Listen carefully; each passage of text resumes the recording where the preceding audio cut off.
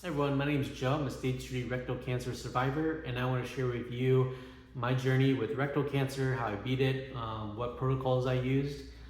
But I want to start off with symptoms, right? In hopes that it helps you or someone that you know. The first symptom that I saw was that I had blood in my stool, and the blood was dark, like a cherry color. So if you see that, immediately ask for a colonoscopy. Um, I had gone to urgent care maybe a few times. There was one time I snapped a photo. I went in, and the doctor was like, "Well, it can't be colon cancer because you're too young, and it can't be a stomach ulcer because you don't have any stomach pain. So it's most likely, bleeding within your upper GI." So he recommended I go see my primary care, schedule an endoscopy, which he did. And when I was discussing it with him too, he didn't seem really concerned either. So because these two doctors weren't really concerned, in my opinion, I was like, well, why do I need to be concerned? So when it was time for the endoscopy, I decided not to go. Um, Now, fast forward, it's 2024. I moved to Georgia. I'm still bleeding. I go in to meet a gastroenterologist because now there's just more blood in my stool. So then he recommends I go and get a colonoscopy. During that time, he finds several polyps, and then he does a biopsy on a larger one. And then the results came back that I have cancer.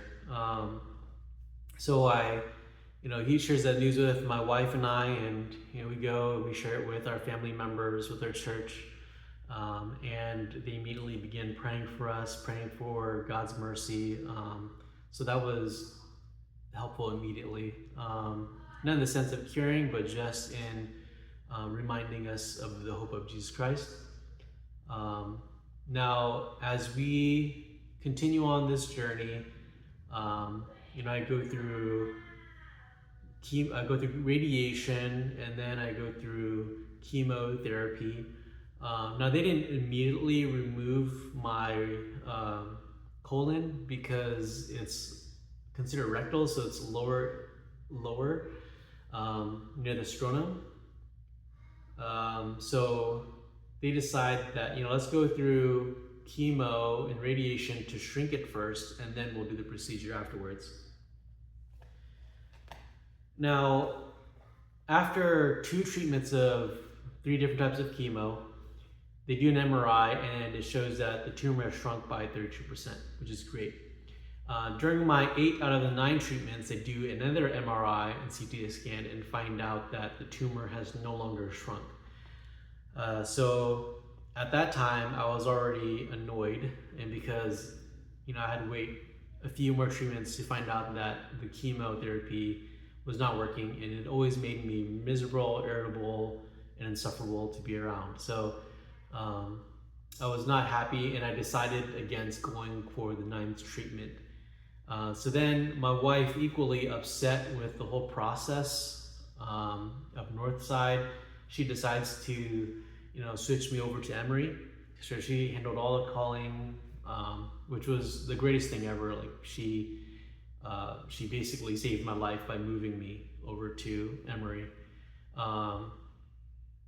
So at Emory, I meet with the oncologist there, and she has the same recommendation, which is surgery.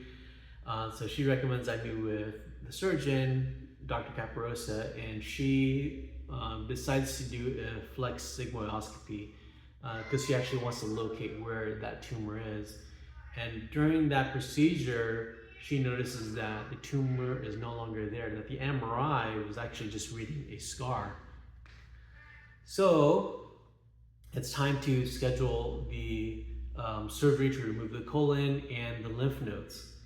And I'm like, well, I'd like to not remove my colon because if there is no more tumor there, then what's the point? But so against her recommendation, I don't go through with the colon surgery, but I do move forward with removing the lymph nodes just in case that they are still cancerous, and to reduce the cancer from spreading. So I removed the lymph nodes, they do a biopsy, and praise God that there are no more cancer cells in my lymph nodes. So the chances of me receiving cancer again are relatively low. Now, during this whole process, I did several things which I want to share with you. One was I went on fenbendazole, which my friend Tom, when he had heard about my cancer, immediately reached out and said, hey, I have a friend who went through colon cancer and he is a survivor. And what he does to keep it in check is he used fenbendazole. So that's what I did. My professor from jiu-jitsu also said that, hey, have you heard about killing cancer cells by avoiding sugars? And so he recommended that I do some YouTube research, which I'll share a playlist below. And there's this Dr. Sigmund Freud, I believe is his name. He talks about how you can starve your cancer cells by, going on a ketogenic diet. So then I move on to becoming a carnivore during this process. So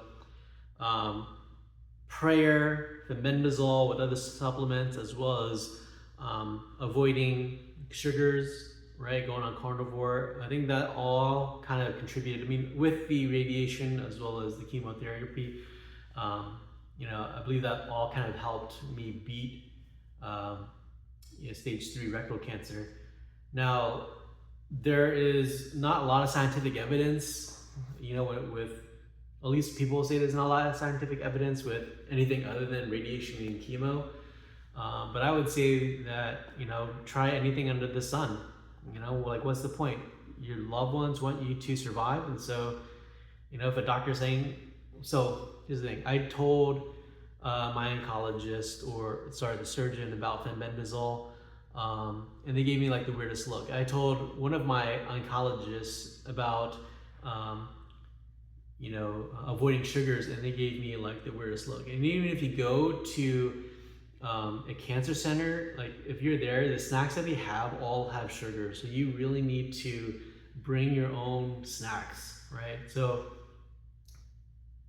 yeah, unfortunately, don't tell anyone, or tell them, but just tell them that you're gonna do it anyways, that you don't really care about their opinion on that. But you're just trying to survive. Your family members are just trying to survive, so do what you can. But anyways, let's go into my protocol.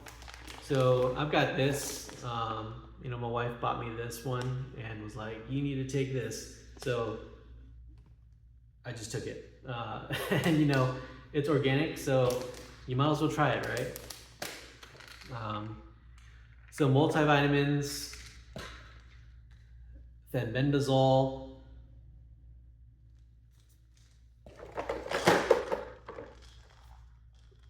green tea extract, sulforaphane,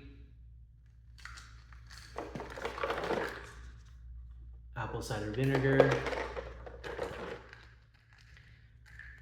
turmeric,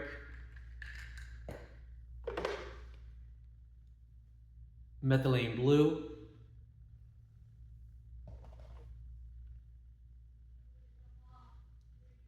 parasite assassin. So this has ivermectin, which is why my wife bought this for me.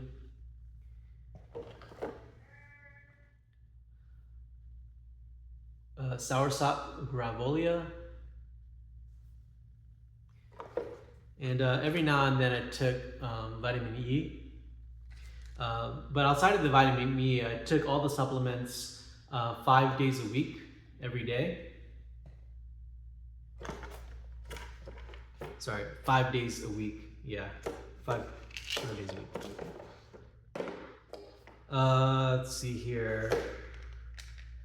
Yeah, it's pretty much all I took. If you have any questions or comments, feel free to let me know. I'll be glad to help answer any of your questions. With any additional content regarding like videos that I was looking at, I'll be able to share that down with you down below in the playlist. But yeah, I wish you the best.